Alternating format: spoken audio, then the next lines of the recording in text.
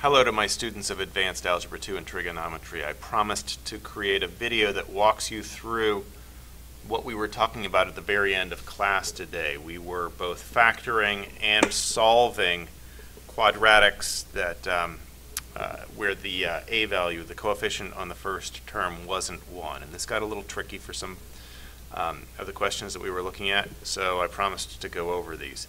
Right now, what you see on screen here is what you actually receive from me when you download the set of problems. But this is a cluttered mess, and I know that we left it like that. Let's clean it up and just focus on the two questions I promised to work out, which are 22 and 29. So there they are. And all you're supposed to do in each case is factor the expression. So let's start with 22.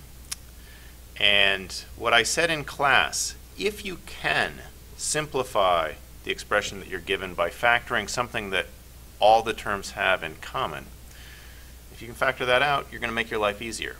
Well, all three of these terms have -4 in common, so I can factor that off to the side. And what I'm left with now, instead of -4x squared, for example, I've just got x squared. And similarly over here, instead of -36, I've got +9. So I hope the three terms that are in parens make sense to you. And now, x squared plus 6x plus 9, well, this expression here, this quadratic here, you ought to be able to do pretty quickly in your head. We were doing this 2, maybe 3 classes ago very quickly. And you should see that that's x plus 3 times x plus 3. And that is the complete and final answer. -4 times the factors of the simpler quadratic that was in the parentheses. Now let's look at 29. Well, they don't have, oops, let me just go back. The coefficients, there's nothing in common. The 9 and the 6 certainly do have something in common. But look at the coefficient on this last term here, it's just 1. So the only thing these things have in common is 1, and that's not going to help you to factor that out. But all of them have an x term. In fact, all of them have a degree of at least 3, so I could factor x to the third out. When I do that, and pull the x to the third out, what I'm left with is this quadratic in parentheses. Notice that previously it wasn't a quadratic. Remember, I've said for the past week or two now that quadratic expressions and quadratic equations are 1, where the highest degree is 2. The highest exponent value on the variable is 2. Well, this one's got a 5. But now we've simplified it by factoring this out, and what's left in the parentheses is a quadratic. And we know how to factor that. So the left side is going to stay x cubed. That's not going to go away. But the right side we know to use the cross them up technique. So in the top, I'm going to do 9 times 1, which is of course 9. And in the bottom, I'm going to do the b term, which is 6. So I'm looking for factors of 9 that add up to make 6. Those are 3 and 3. And so I keep that x cubed term, like I said before, and I keep the 9x squared, and I keep the 1. But I split this middle term. The 6x term instead becomes a 3 and a 3. 3x and 3x. Okay. From here I know what to do. I know how to factor 9x squared plus 3x. I factor what they have in common out, which is that 3x. And what I'm left with is 3x plus 1. Notice on the right, the only thing that these two terms, 3x and 1, have in common is the 1. So I factor that out, and I've got one set of 3x plus 1. Now I've got matching terms here, which is what I wanted. Let me just highlight this just to remind you that it was crucial that these match, which they now do. So now I can put everything together, and I've got x cubed times 3x plus 1 times 3x plus 1. That's it. That's my answer. That one's factored as well.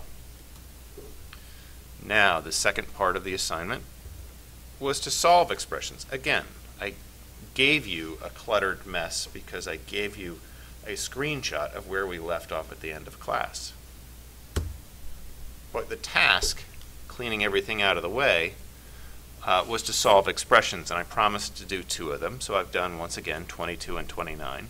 Notice they're the exact same questions. I'll go back 2 slides just to prove it to you. That's the exact same expression, and that's the exact same expression. I'll go forward 2 slides now. Nothing's changed except they're now set equal to 0. Now that they're set equal to something, I can solve them. Let's do 22 first. Remember that what I did with 22, where I ended up When I had factored 22, I'd ended up with this information in black here. Now this information that's in black is equal to 0. To solve, well, one of these terms that's being multiplied had to be 0. If any of these terms, this one or this one in parens or this one in parens, if any of them had been 0, then it would have multiplied to make 0. If none of them had been 0, then it would not have been true. So one of them has to be 0. We know negative 4 is not 0. So I can divide that away. I can move it to the other side by dividing both sides by negative 4, and 0 divided by negative 4 is just 0. So I'm left without that negative 4 anymore. It's gone. These two terms, x plus 3 and x plus 3, match. I really only have to do the work once. X plus 3 has to be equal to 0. If x plus 3 is 0, then x is negative 3, and that's the final answer. Remember the goal here. Don't lose sight of the target, the goal. The goal in solve is to find out what x is. Well, there it is. X is equal to negative 3. I'm done because these match. There's not any more work to do. 29 is a bit harder.